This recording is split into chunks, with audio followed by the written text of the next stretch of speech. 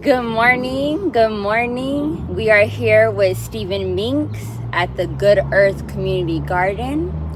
And today we're going to hear from the manager himself why, number one, gardening is very much important, how you can start your gardening journey with your own plot of land at the garden, and the main factors of how we can get from buying food at the grocery store to getting free food from the earth itself. So Stephen, if you can go ahead and introduce yourself and introduce how you got into gardening and what made you want to become a manager. Okay, let's see. Where do I start? I learned about this garden maybe about 8 or 9 years ago. I think a few years before I met your mother, um, doing community work. And when I learned about the garden, I met the then manager, Mr. Jackson, and he had been managing the garden for a long time, probably for decades, and he was ready to give it up. And he asked if we wanted to take it over to just kind of manage it. So we did. We got involved, and it's been a long journey ever since, from what this garden used to be to what it is now. And so I got the LA Community Garden Council involved as a fiscal agent to take in tax exempt donations. Can you explain what a fiscal agent is? Okay, so LA Community Garden Council either helps to manage, or they are a fiscal agent for probably dozens of gardens who do not have a federally IRS recognized tax exemption. So a fiscal agent will take in donations, and in this case the Garden Council takes 10%.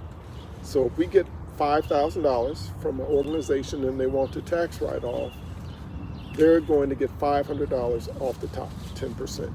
And that is because it's much easier. A lot of organizations, nonprofits, don't want to go through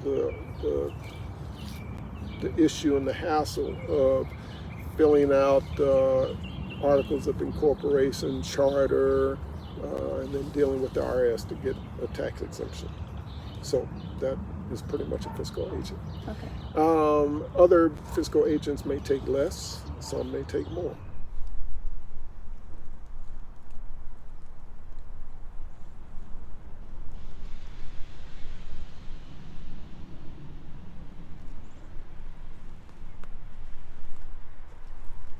So anyway, they helped to kind of manage the garden at the very beginning. They were very good with that. They do not manage this garden.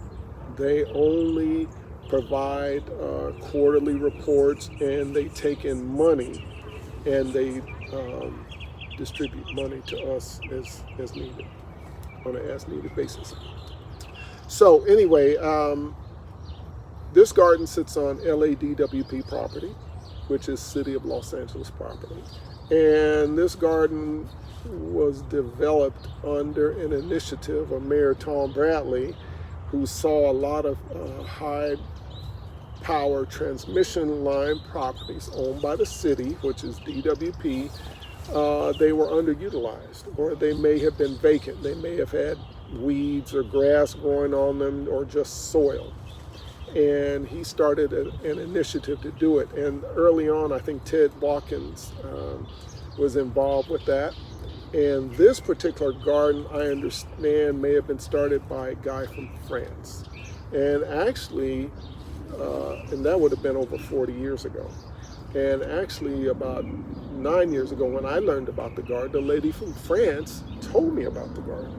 And she lived in the neighborhood right here, and that's how I found out about the garden. Even though I'd been on across the street when West Side Neighborhood Park was being developed, you couldn't even tell there was a garden here. It was so grown up. And that's what a lot of people in the neighborhood say. They say, I didn't know there was a garden here.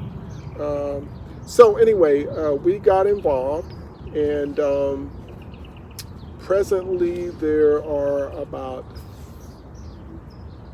25 plots, 25 different plot holders. Most of the plots are really large. We are in the process of downsizing most of the plots.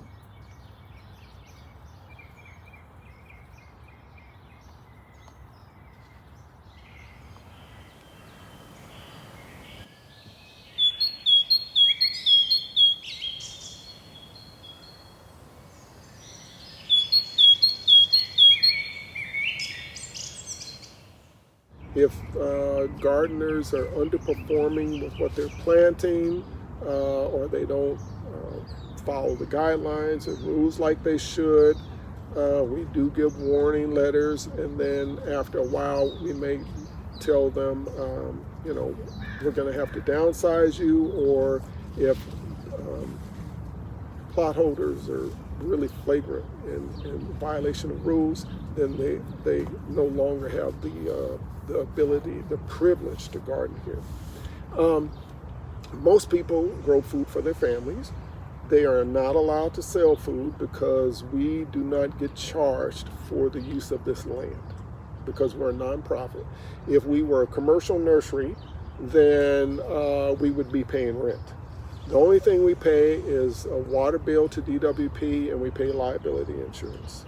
And that's what the plot holders pay. The largest plots here, they pay about $264 a year. The smaller plots, it would be half or a quarter of that, something like that. We have 3 different fee schedules. Newcomers, all newcomers, start out with a 4-foot by 8-foot plot.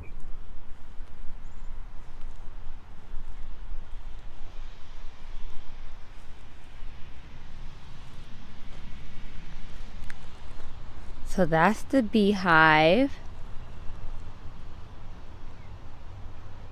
And then when we see they can manage that for a year or so, or 6 months, or 1 season of growing, then if we have a larger size plot available, they can go to that. Now, the importance of growing your own food. Humans have gotten away from doing a lot of things that we used to do ourselves. We are relying on large international corporations, national corporations, to do almost everything for us, especially when it comes to gardening. And the infrastructure of corporate agriculture has just devastated our environment from many different standpoints, from the over-tilling, the overuse of pesticide and herbicides, that blow in the wind and affect other people's crops, fertilizer runoff that affects our waterways, and then of course, where does water flow? All fresh water flows to the ocean. Que dan cuenta del daño causado por la minería ilegal, pero verlo... ¿Es tan malo como se ve en las fotos, Guido? Es peor, porque ves, la foto te da la impresión de que es un pedacito. Estos son 30.000 hectáreas devastadas solo en los últimos 3 años, Ricardo. 3 años, nada más. En los últimos 3 años, y deforestación es un adjetivo insuficiente para dar cuenta de lo que ahí sucede. And then, not to even mention the cattle industry, the industrial cattle industry, what it's doing to our planet. So we've gotten away from growing our own food. Now, as far as people of African descent and people in Africa, a lot of people grow their food, unless you live in an urban environment. I think that, in times that I've gone, I've been on the continent in Africa in a couple of countries, unless it's a more industrialized nation, in more rural settings, people go, they buy their vegetables, they buy their food every day or so. They go to the market. And that's something we've gotten away from. We rely on these big grocery stores to provide food for us. And often the food is laden with herbicides and pesticides that are toxic. Our community garden, like probably most of them, do not allow any type of toxic chemicals and artificial fertilizers, especially toxic chemicals like glyphosates and other really harmful chemicals to control unwanted plants, weeds, and pests. So that's one of the benefits, is being able to grow food that you hope is organic. And I say hope is because, for an example, if someone has a garden next door and they're spraying some toxic chemical in it, and the wind drift and it affects the organic food you're growing, then it may not be organic. But for the most part, that's something I don't think we're too concerned about, because we don't see that evident here. So a lot of the people here are extremely passionate about growing food. They love it. That's why they're here.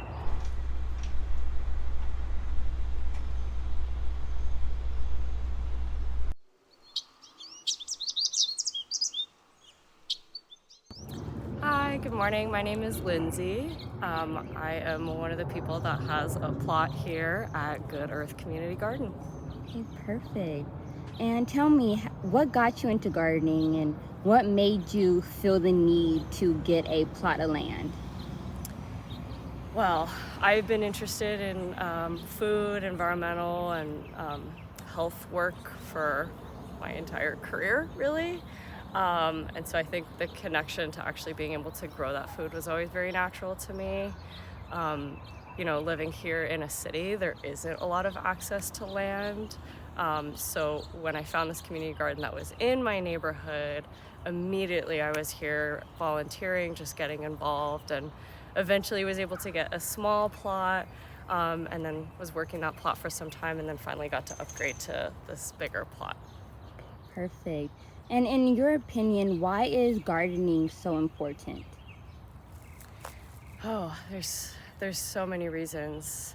I think for me personally, the connection to working with the land is so important, especially as someone like, you know, I'm an attorney, I do policy work. So I think like that connection for me is really important. But also I think it's important for like our generation to get back into working with our hands, because you know, farmers are kind of aging out. It's important, I think, for our generation to get back in the soil and get familiar with actually growing our food and understanding where that food comes from. Okay, perfect. And do you mind telling us what you are growing in your plot? Sure. I'm growing a few things right now. So this is fennel that's totally flowered and overgrowing, but it's beautiful and the bees love it, so I'm letting it go.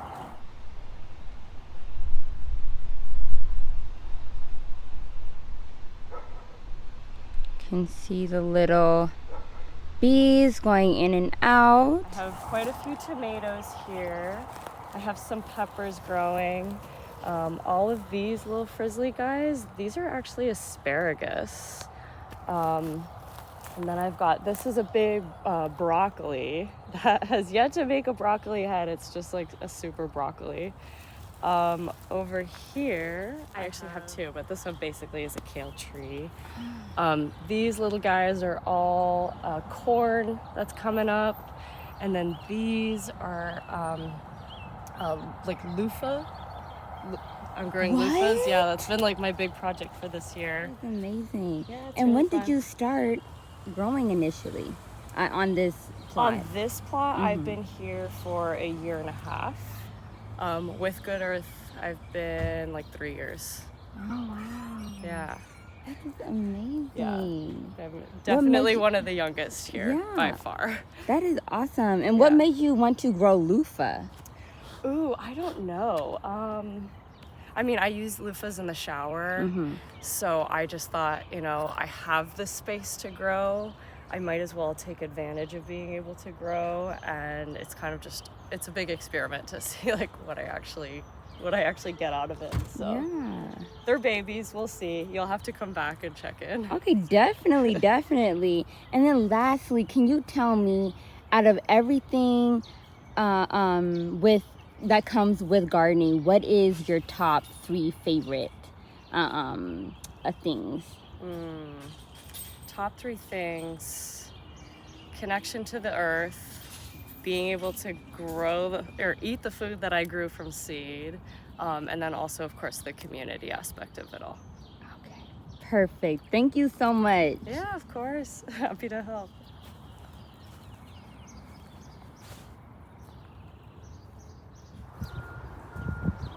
More corn. Wow. Corn is actually a hybrid plant, so it doesn't fully come from earth. It was genetically modified. Some of them more than others. One of the most avid gardeners at this community garden lives around the corner, and he's been gardening here for I think about 40 years. What? And he's the oldest one here, and he can out-garden anyone here. Oh. So anyway, we're getting not a lot, but we're getting a number of new people who want to garden, which is good. And that's one reason we're downsizing, because most of these plots are entirely too large. They're about 20 by 30 feet, and a garden plot should either be half that or a third or a quarter of that. And I mean, it's wonderful. It's wonderful to be growing your own food. People often ask me, well, what are we growing? What's being grown out here? And the question more would be, what are we not growing? Because so much is growing. You name it, it grows here. And so can you tell the audience, what would you recommend to, instead of using fertilizer, what would you use? Well, I mean, you can use fertilizer, but you can use more organic fertilizer that are made from earth minerals. Compost, adding organic matter. Like right now, we're waiting on a load of compost coming from LA Sanitation. So, in the city of LA and a lot of other places, we have black bins, we have blue bins, and we have green bins. And what we're supposed to put in the green bins are things like brush clippings, tree clippings, grass. We can put lumber, not painted lumber, not anything that's been painted, but we put organic stuff. We can put our food waste in there.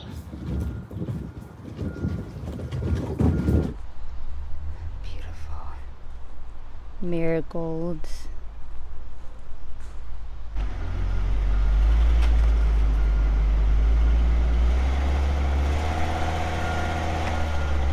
And that's another thing we're doing here. We're composting at this garden. So organic things like that don't have chemicals go in the green bins, and they take it to Lopez Canyon out in San Fernando Valley, and they turn it into a wonderful compost. The LA Zoo has I believe they have LA Sanitation has a compost facility next to the LA Zoo, so they get all the animal dung and they compost it. So you can do a lot of stuff to add amendments to the soil that you have, especially organic matter, and you can also do something like take compost, like several cups of it, put it in a bucket, put water in it, and if you stir it several times a day, or if you're able to stir it or aerate it, in a couple of days you'll have compost tea in a few days. Now, this is not tea that you drink. Right. This is tea that the plants drink. Right. It has compost tea has a lot of properties that plants like, beneficial things that plants like. So that is also one thing that we do here. LA Conservation Corps comes every couple of weeks, and they pick up thrown away produce, and a lot of it is extremely still good produce and they compost it here. They get it from one of the local grocery stores. It's just a few minutes away, and we turn it into black gold. Okay, perfect. And what would you recommend to anyone who is nervous about gardening or doesn't, really know where to start? How would you recommend to break through that barrier? Like taking those hands and those fingernails and breaking into that soil. Okay. And not being scared to just get out here. It can be very relaxing. Mm-hmm.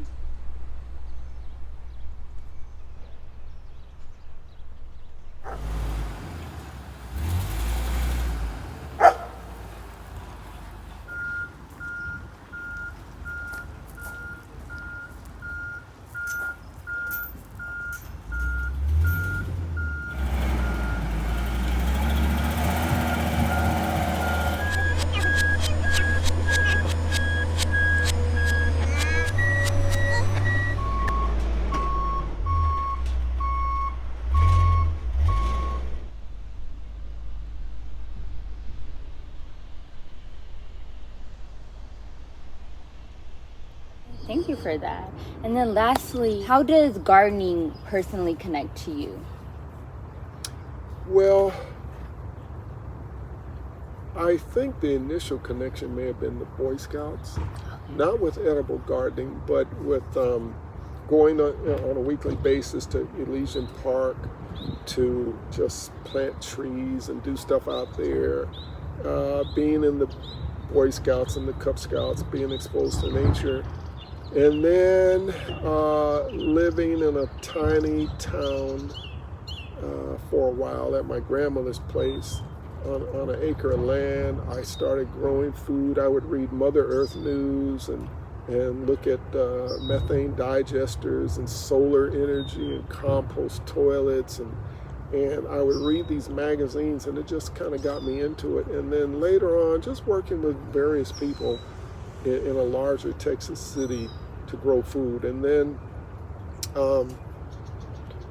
I guess about 2002 or 3, I took out my turf grass, my lawn, and put plants in the front yard. So the only lawn I have is one little strip that never needs cutting, that has a zoysia grass that I like.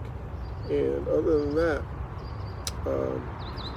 it just kind of blossomed from there, growing some food at home. And out here, I don't have a plot. Mm-hmm. I just kind of help, and people will give me something here or there on occasion. But it's just, I don't know, it's a passion. It's a passion, like, you love music, you love this, you love that. Mm-hmm. Some people like bike riding and the safety of bike riding, and they're passionate about it. Mm-hmm. So it's a passion. Lettuce, cactus, beautiful corn stalks, stunning.